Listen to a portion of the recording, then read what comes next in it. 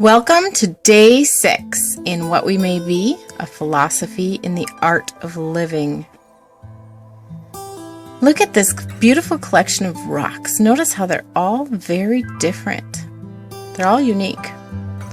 One is even broken, that white one. If you'll see, it's got a big chunk taken out of it.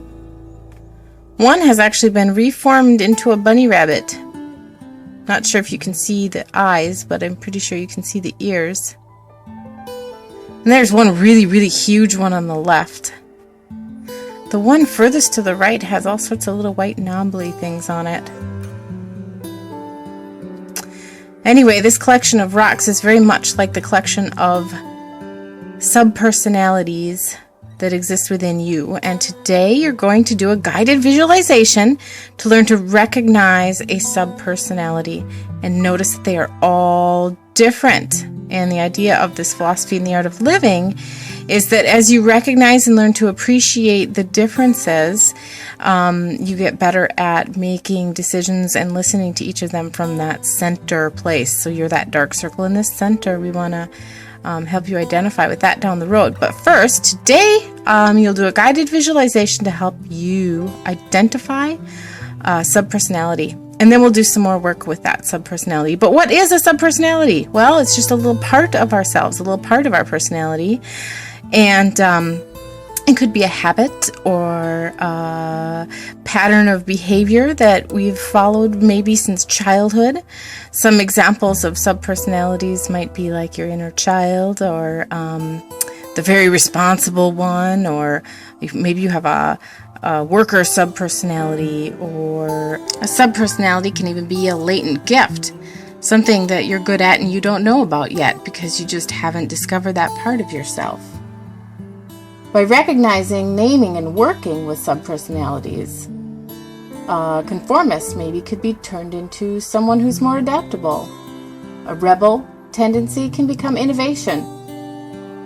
Maybe the conformist and the rebel are able to work together and you have a new sense of leadership. This is the work we're trying to accomplish together. So have some fun today with your exercise, and we'll see you next week for lesson 7 in What We May Be, where we will take the subpersonality on a walk up a mountain. Enjoy and create a great week.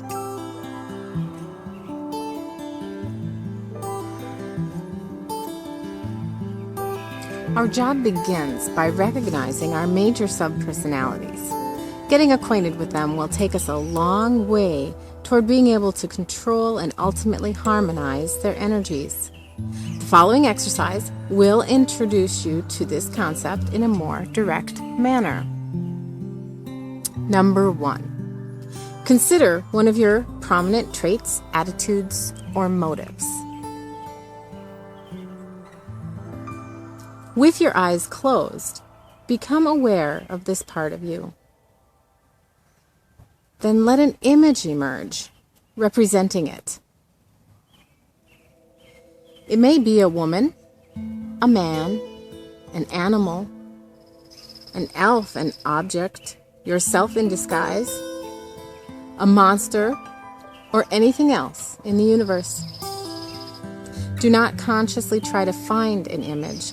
Let it emerge spontaneously, as if you were watching a screen, not knowing what will shortly appear on it. As soon as the image has appeared, give it the chance to reveal itself to you without any interference or judging on your part.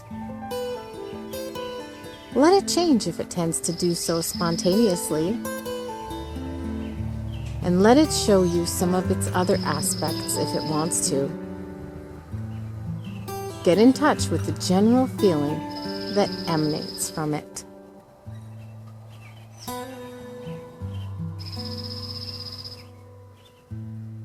Now let this image talk and express itself.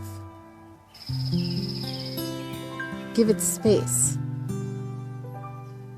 Find out about its needs. Even if it's an object, it can talk back to you. Anything is possible in the imaginary realm.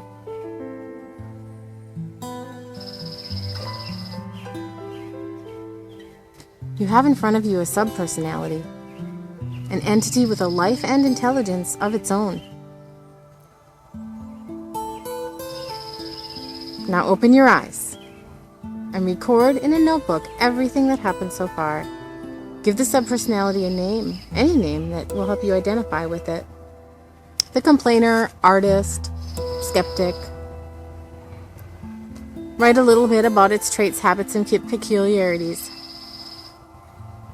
Lastly, after you've identified and exhaustively described one personality, you can go on to the others. But take your time and work on each one until you feel finished. The process requires merely picking a few more prominent traits, attitudes, or motives, and then going through this process once again.